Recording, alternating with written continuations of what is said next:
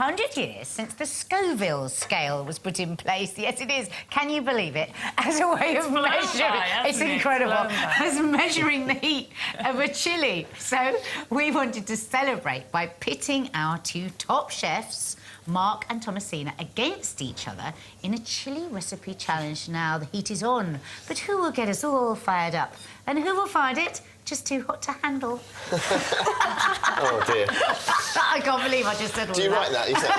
It's all kicking off for the chilli. So come on, guys, tell me what you're going to be cooking for us. So I'm doing a lovely, fresh, seasonal broad bean pea feta quesadilla with some chilli in, and then a fiery, hot salsa with Scotch bonnets. Sounds good, Mark. What about you? I'm doing a really classic Chinese of crispy, shredded chilli beef. Basically, Scoville is all about capsicum, which is what makes chilies hot. So you've got red pepper, zero, not hot at all, quite sweet in fact. Then you've got these funny ones from the supermarket that are just a bit all over the place. Some of them are hot, some of them aren't, some of them like green peppers, but they should be a little bit hot.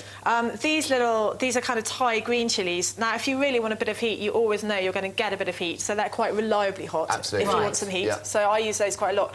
And then these are my favourite, Scotch bonnets. They're called habaneros in Mexico. They're fruity as well, but they are mighty fiery. And always wash your hands after you've been using those.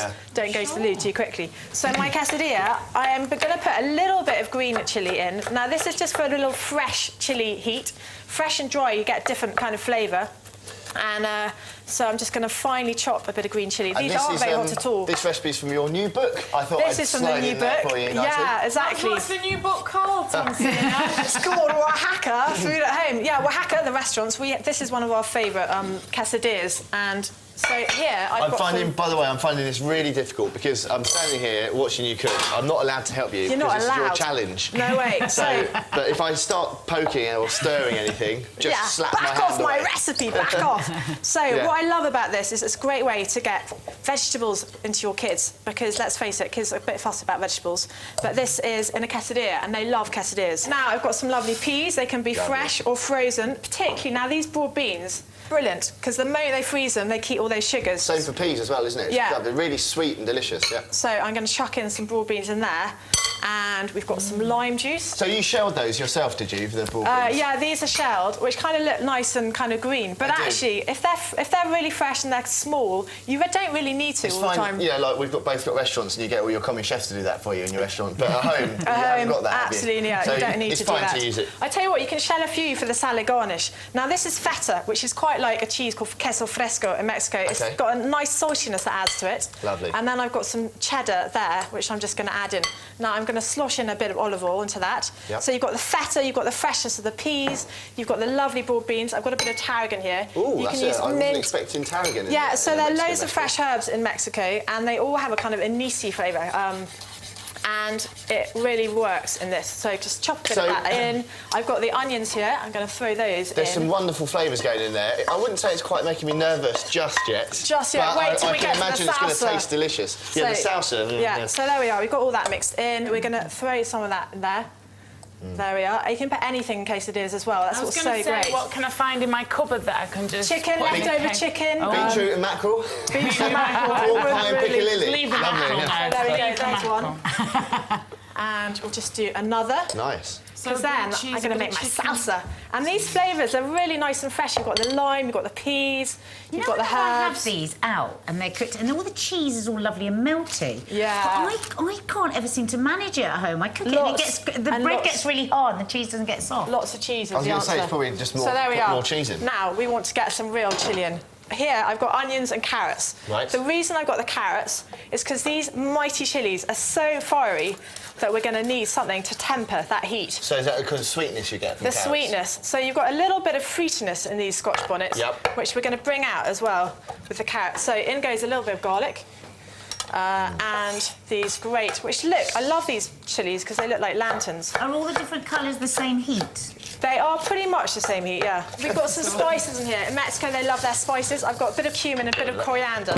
Just kind of nice flavour adds to this salsa. I'm allowed to clear down, aren't I? This salsa is brilliant because it basically lasts in the fridge for ages. And it's nice and fresh tasting. So we're going to put some ground cumin and coriander in there. I've just lightly toasted those spices. I didn't I've see, got the was there garlic any in there. fat in the pan for the... Yeah, a bit of pesego? oil, just a bit of oil. Now I'm adding in some water, and we are just going to blitz it now in here. Oh. There we are. And what's so fun about this is it's a kind of rough and ready salsa. Right. You don't need to worry so much about the appearance. It's got a lovely colour. Whiz, whiz, whiz, whiz, whiz, whiz. And now we're going to add a little touch of honey, again to bring out that sweetness. In it goes. I mean, so for example, because that's such a hot chilli, you only used half of that in there. Tiny bit of oregano. Would you freeze it? Could you freeze it, or would it just last okay in your fridge? Yeah, no, definitely. Finally chop it, add it into the freezer, and that's it. Okay. So here we are. We're going to plate it up. There we are. Great. What do you think of the dish so flip far, that Sarah? over.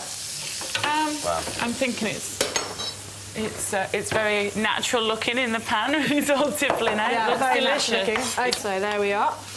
And you've got that lovely crisscross shape from the pan, and another one like that.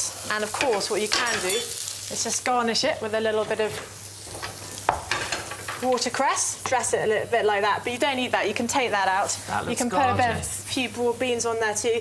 Now this is absolutely fiery, fiery hot. We're just going to season it with a little bit of salt on there. You could, if you were scared like I am, use a slightly milder chilli in there. So there we are. We've got my broad bean and pea quesadilla with the fiery hot Scotch bonnet salsa. Well, it looks fantastic. Gorgeous.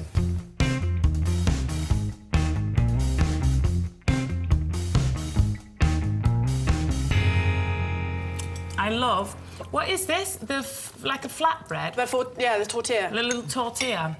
I love how it's slightly firm on the inside, and then it's just all the ingredients just all soften it on the inside, and it's all warm, and a bit of kick to it, and a bit of cheese. Oh. I think my kids would really like this. I keep thinking of things I can do, because you get in a bit of a rut, don't you? Yeah, when you get in a cook? rut. And the great thing about this is there's no fat in the pan when you grill these quesadillas, so really low in fat. I really, really love it. I thought I was just going to like it. It's herby, it's spicy, it's soft, it's got... And there's sweetness in that salsa too. I was about to say, what I really like about it is because you're using the really hot chilli, but you're just using a small amount, you get all that flavour in there, a warmth of heat, but the sweetness from the carrots.